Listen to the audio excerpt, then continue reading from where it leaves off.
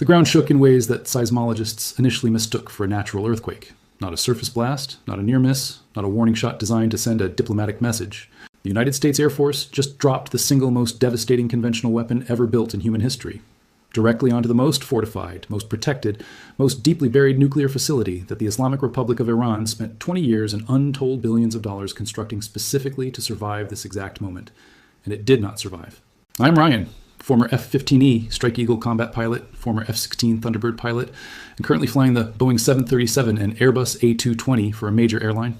I have planned strike packages against hardened targets. I have sat in mission planning cells working through weapon selection against heavily defended objectives.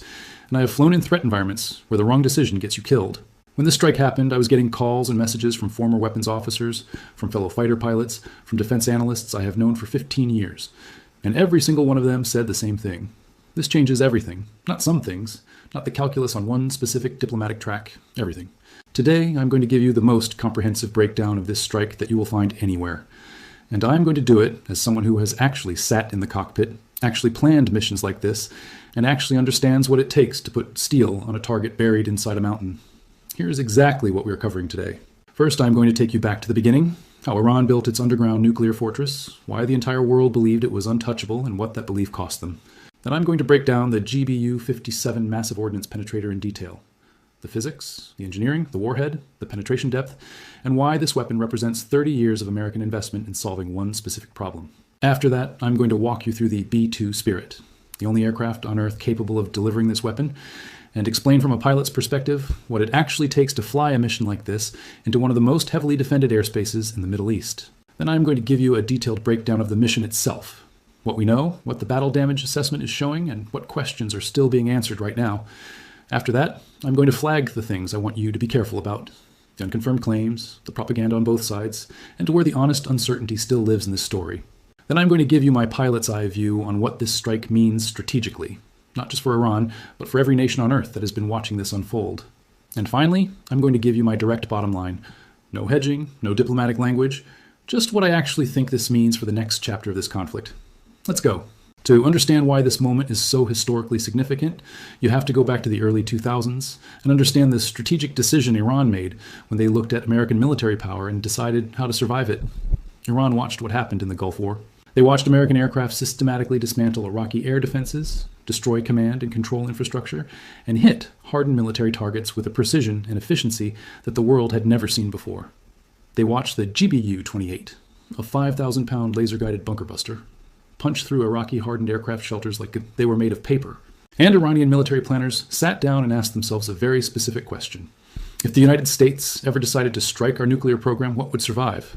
The answer they came up with was nothing on the surface. Surface facilities, regardless of how well they are constructed, regardless of how much concrete and rebar you pour into them, are vulnerable to precision conventional air power. The Americans had demonstrated that beyond any reasonable doubt. So Iran made a decision that would define their nuclear strategy for the next 2 decades. They went underground. Not just slightly underground, not basement-level hardening that adds a few meters of protection. They went deep. The crown jewel of Iran's underground nuclear architecture is the Fordo fuel enrichment plant, built inside the Kolangazlu mountain near the city of Qom, approximately 90 kilometers southwest of Tehran. Construction began secretly in the mid-2000s. And when American and Israeli intelligence finally confirmed its existence in 2009, the revelation sent shockwaves through every defense ministry in the Western world. Because the Iranians had not just built a facility underground. They had built it at a depth specifically calculated to defeat the most powerful bunker-busting weapons in the American and Israeli inventories at that time. Sit with this number for a second. Fordo sits somewhere between 80 and 100 meters beneath solid mountain rock. The walls of the tunnel complex are reinforced with multiple layers of concrete. The facility has redundant power systems, air filtration, communications, infrastructure, and enough internal space to house thousands of centrifuges actively enriching uranium to levels approaching weapons grade. And when Iranian engineers finished building it, they looked at the deepest penetrating conventional weapon the United States had available at the time, the GBU-28, capable of punching through approximately 6 meters of reinforced concrete, and they concluded that they had built their facility beyond reach. They were right. For years, they were absolutely right. Israeli military planners studied Fordo extensively and concluded that the Israeli Air Force simply did not possess a weapon capable of destroying it. The F-15I RAAM, Israel's most capable strike aircraft, could carry bunker-busting munitions, but not bunker-busting munitions capable of reaching 80 to 100 meters of depth inside a hardened mountain. Israeli strike options against Fordo were limited to degrading the facility's surface infrastructure, disrupting access tunnels, and hoping that secondary effects would impair operations underground. That is a very different outcome from destroying the centrifuge halls themselves. American planners had more options, but even within the United States military, there was serious internal debate about whether conventional weapons could reliably neutralize Fordo in a single strike package. Some assessments suggested that even the most advanced conventional weapons in the American inventory at the time would require multiple strikes on the same aim point to achieve full structural collapse of the deepest sections. Iran knew all of this. Their intelligence services tracked the debate. Their military planners studied American weapons capabilities with the same rigor that American planners studied Iranian targets. And their conclusion was that Fordo represented a genuine strategic sanctuary, a place where they could continue enriching uranium, continue advancing their nuclear program, and dare the world to stop them. Because the world, they believed, did not have the tool to do it. That belief is what died when the GBU-57 hit the mountain. Now let me tell you about this weapon. Because the massive ordnance penetrator is one of the most extraordinary engineering achievements in the history of conventional munitions, and I want you to understand exactly what it is before we talk about what it did. The GBU-57 program began in the mid-2000s as a direct response to the intelligence community's growing assessment of Iran's underground nuclear ambitions. American planners looked at what Iran was building, looked at the weapons they had available, identified the gap between the two, and tasked the defense industrial base with closing it. The result took years of development, hundreds of millions of dollars in investment, and some of the most sophisticated warhead and fuse engineering ever applied to a conventional munition. The GBU-57 massive ordnance penetrator weighs 30,000 pounds. I need you to stop reading for a moment and actually process that number. 15 tons? The weapon is approximately 20 feet long and just over 2.5 feet in diameter. It contains approximately 5.3 pounds of high explosive in its warhead, which means the majority of its 30,000-pound weight is the hardened steel penetrator body itself, the mass and velocity of which is what drives the weapon through rock and concrete before the warhead detonates. For comparison, and I use comparisons because I want you to feel this number, not just hear it, the GBU-28 bunker buster that the United States used to devastating effect in the Gulf War weighs 4,700 pounds. The GBU-57 is more than 6 times heavier, but weight alone does not tell the story.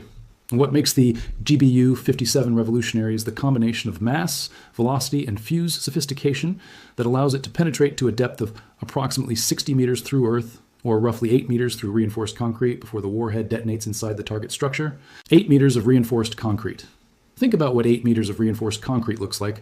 That is a wall more than 26 feet thick enough that most people reading this have never stood next to a structure with walls that substantial.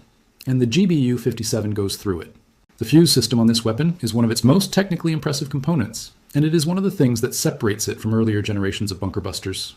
The fuse has to survive the deceleration forces of impact, forces that would destroy less robust electronics, and then time the detonation precisely enough that the warhead explodes inside the target structure, rather than before reaching it or after passing through it. Getting that timing right at depth, inside a mountain, after traveling through varying densities of rock and concrete, is an engineering challenge that took years to solve. The weapon also incorporates GPS guidance, which means it is not just a dumb penetrator being dropped in the general direction of a target. It is a precision-guided munition that can be steered to a specific aim point, a specific tunnel entrance, a specific section of a facility, a specific structural vulnerability, with accuracy measured in meters. Drop the 30,000-pound penetrating bomb within meters of a specific aim point on a hardened underground facility. That is what this weapon does. Now let me talk about the platform.